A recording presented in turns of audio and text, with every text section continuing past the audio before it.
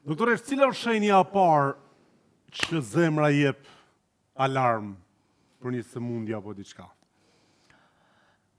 Ka disa alarme faktikisht. Nëse është te infarkti, është dhimbja tipike ne që i themi.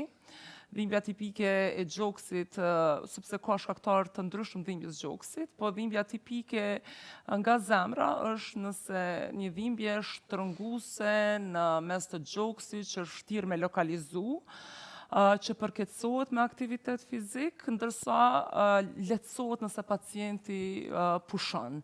Kjo është dhimbje tipike.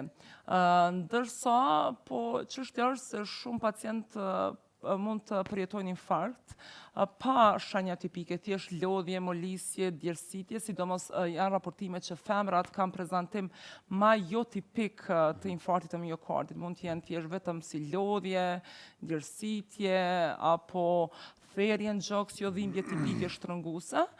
Kështu që këto janë disa nga alarmet që nuk duhet neglizhuar. Thjesht nëse është një dhimbje gjoksi që perziston, nuk kalon, është më ndryshe, atëherë gjithsesi duhet të drejtohesh te mjeku që të identifikohet a është nga zemra jo.